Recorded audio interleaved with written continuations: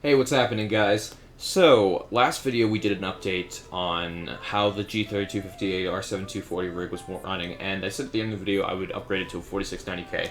Well, I finally done that, and I wanted to show you some of the benefits of upgrading a processor for any kind of rig, even if it's like one with like a really low-end GPU, because you can get a lot of performance out of it. Now, this is mainly the case when you're running anything that's really not games, particularly like, software applications. Just your computer will be a lot faster when booting up. It'll just generally run a lot smoother. But we're going to talk about game performance today. And I'm going to be showing you some of the games that I've been having trouble running on the G3258, and that pretty much have been alleviated with any of the issues that I've had with the 4690K. So, here's Dragon's Dogma. And I was getting some really bad performance issues a while ago when I first started playing this game. It was actually unplayable.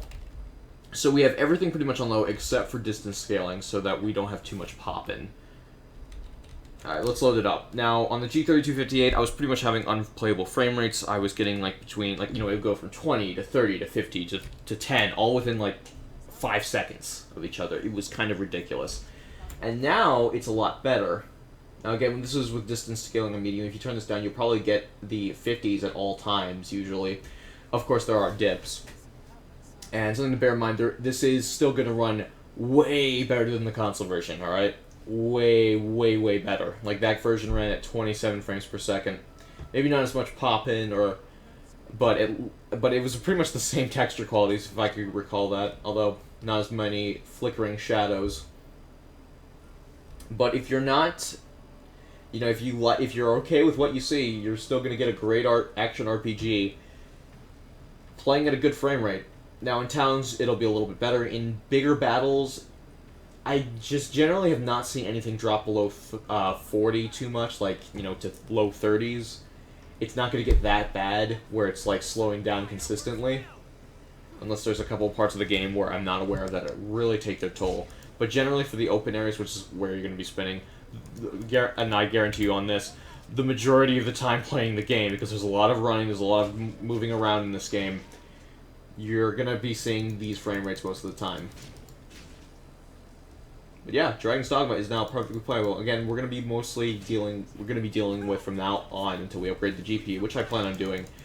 The GPU is going to be the bottleneck from this point on. Before it was mostly the processor, now it is the GPU, and you can still get some more value out of your processor yet. I mean, this is still at 3.5 gigahertz, although clock speed's not going to make too much of a difference. You still have that option. We're also running this on a Noctua NH14S cooler, NHC. I'll leave it in the description. I already forgot what it's called. We have the room for water cooling, but I'm more of an air cooling guy myself, and we have enough clearance because of the case we picked. But yeah, temperatures are pretty good. Frame rate is perfectly playable. Alright guys, this is Dynasty Warriors 8 Extreme Legends Complete Edition. Oh, it's not a very good port at all, but at least we finally got it running a lot better. So on the G3258, I was experiencing some huge frame rate drops on levels with a lot of dudes on the screen. Dynasty Warriors is a game where you just beat the crap out of everything in sight. A lot of enemies on the screen, and you can adjust how many enemies you want on the screen on the PC version. You have low, medium, and a lot. And of course, the optimal way, the best way, I believe, to play Dynasty Warriors is with as many enemies as possible on the screen. And with some levels that just wasn't happening. Even with everything else on low at 1080p, the game was chugging pretty hard. The game wasn't also properly scaling to the screen size when you bump down the resolution. So if you wanted to play in a tiny little box on your TV at 720p, you could do that.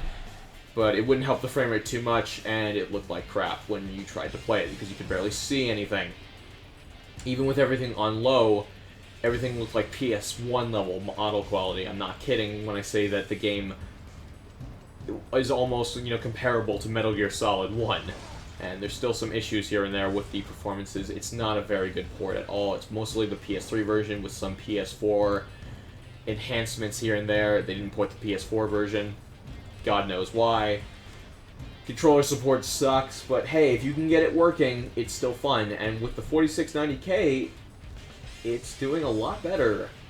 It's actually playable. We have a lot of enemies on the screen, and this is at Most of the settings on high, and it's running quite well as of right now. I'm using the keyboard controls because right now controller gamepad is not working properly for me, as I've mentioned. So if you can get this thing running, it's a really fun game, if not repetitive, but if you can, it can be a frustrating mess. Alright guys, so this is Dead Rising 2 off the record, and as you can see that already we're getting some performance issues, but this is because I just actually turned everything up to maximum, which includes 1080p. Now when we get to the zombie areas in a second here, it will start to drop down a bit, but honestly, that's something that we can totally fix. I was having actually a pretty good time running this game on the G3258. I had to run it on mostly low settings, and textures were not great. Everything did look a little bit blurry. But now that I'm running it with higher settings, it looks a lot better. Starts to look like an enhanced Xbox 360 game, rather than like a some kind of weird PS2 downgrade, which is what I was kind of dealing with before. Alright, so here we are. So frame rate is not too bad, honestly. Yes, it is running at 30, but hey, that's what everything maxed out. Now if we actually go to the PC menu, which PC options menu, which you can thankfully change on the fly here. We can lower some of these settings. I have multi-sampling on. Let's try lowering that. Let's try lowering zombie quality, just a medium. We don't want to go too low, because, then what's the point of upgrading the processor? Still keep it at 1080p, see how low we can do.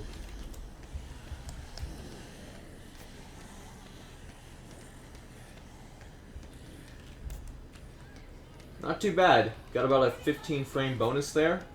We can go even higher. We can probably keep it at 60 FPS if we go to 720p. But yeah, quality is still pretty good. It's very clear.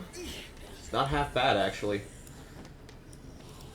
Although the jittering can be a little bit annoying. But again, if you want to play it like, non-stop 60 FPS, just turn everything down to low. It'll work just fine. But hey, it doesn't look too bad. And Dead Rising 2 is a nice, just a really colorful looking game.